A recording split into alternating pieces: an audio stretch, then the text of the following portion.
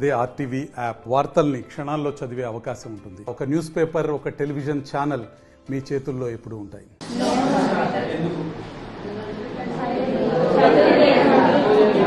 సొసైటీకి కాంట్రిబ్యూట్ చేయలేరని మైండ్ లో పెట్టుకుంటారు. ఒక్క తరం ముందు అమ్మాయి చెప్పండి, ముందు మీ అమ్మాయిలు ఎంతవరకు చదువుతున్నారు? మీ అమ్మాయి ఏ క్లాస్?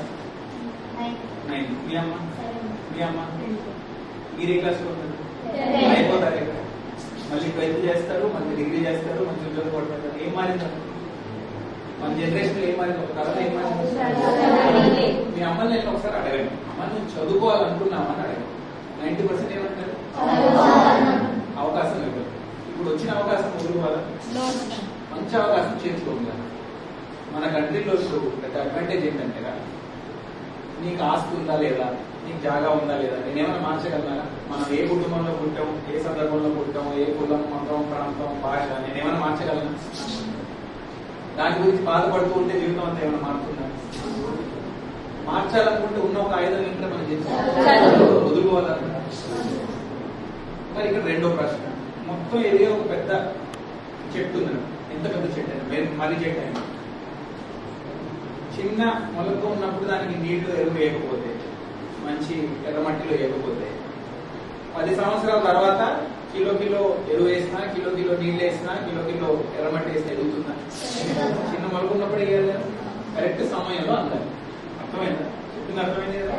ఇప్పుడు చదవకపోతే ఇప్పుడు ఏంటి, నేను హాయిగా ఉంటా, ఆడుకుంటా, ఇప్పుడు ఎందుకు నాకు ఇవన్నీ, నేను టీవీ చూసుకుంటా, నేను కొంచెం ఇవన్నీ చేసుకుంటా, 10 సంవత్సరాల తర్వాత చదువుకుంటాను కదా, నా వయసు తక్కువ ఉంది కదా అనుకుంటే అప్పుడు ఎంత చదివినా ఏమైనా విలువ ఉంటుంది కదా? చేస్తే ఇప్పుడే కదా. అది గమనించండి. ఈ రెండే మీ నుంచి రిక్వెస్ట్. ఒకటి, ఫస్ట్ సమయానికి చేయాల్సిన సమయానికి చేయాలి. అది చదవడం కూడా, మంచి ఫుడ్ తినడం కూడా, మూడోది స్పోర్ట్స్ కూడా, ఫిట్నెస్ కూడా. ఈ మూడు కూడా ఇప్పుడే ఉండాలి. బాడీ కూడా హెల్తీ ఉండాలి, మైండ్ కూడా హెల్తీ ఉండాలి. ఫుడ్ ఉంటేనే బాడీ హెల్తీ, ఫుడ్ ఉంటేనే ఎనర్జీ, ఫుడ్ ఉంటేనే మీరు బాగా చదవగలరు, ఎక్సర్సైజ్ ఉంటేనే హెల్త్ ఉంటుంది. మన అంతా బాగుంది, మళ్ళీ రోగాల నుంచి ఇంట్లో పడుకుంటే ఏం పోతున్నారు? స్కూల్ కూడా పోతుంది, చదువు కూడా పోతుంది. రెండు బ్యాలెన్స్ చేసుకోవాలి. నా ఫైనల్ రిక్వెస్ట్ గురించి ఏంటంటే, ఒక చిన్న పుస్తకం పెట్టాలంటే చిన్న నోట్బుక్. ఆ నోట్బుక్ లో ఏం రాస్తారు? మీరు ఏం అవదలుచుకున్నారో రాయాలి, మాట ఇవ్వాలి. సరేనా? డాక్టర్లు ఎంతమంది, సైంటిస్టులు ఎంతమంది, ఆర్మీలు ఎంతమంది, పోలీసులు ఎంతమంది, కలెక్టర్లు ఎంతమంది? 0. ఎవరున్నా కానీ మీ ఆశని మీ బుక్ లో రాయండి. సరేనా? రోజు ఒకసారి లేచి మీరు వెళ్ళున్నప్పుడు 5 నిమిషాల బుక్ చూడాలి. ఫస్ట్ మన డేనే స్టార్ట్ దాంతో చేయాలి. ఎందుకు అసలు నేను స్కూల్కి వెళ్తున్నా, ఎందుకు చదువు, ఎందుకు పుస్తకాలు అనేది గమనించాలి. రోజు రిమైండర్ పెట్టుకోవాలి. ఎందుకు?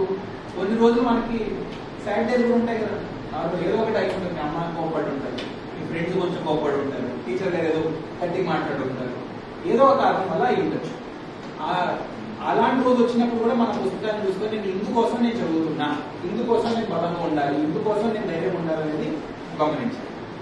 ప్రతిరోజు మీరు చూస్తే మీ మైండ్ లో మీ గోల్ కూడా సెట్ అవుతుంది. డాక్టర్ అయినా కానీ ఏ డాక్టర్ ఎక్కడ పనిచేస్తాడు, సైంటిస్ట్ అంటే ఎక్కడ, ఏ కంట్రీలో, ఏ కంపెనీ కోసం, పోలీస్ అయితే ఎందుకు పోలీసులు తిరుగుతున్నారు, కొట్టడానికా కాపాడడానికా, స్పష్టంగా రాయండి. సరేనా?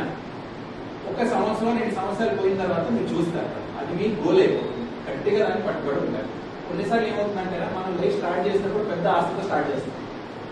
1 సంవత్సరం గడిచింది, మొదటి రోజు మొత్తం ఎంతూజియాజం ఉంటుంది, 10వ రోజు సరే ఈ రోజు వదిలేద్దాం అనుకుంటారు.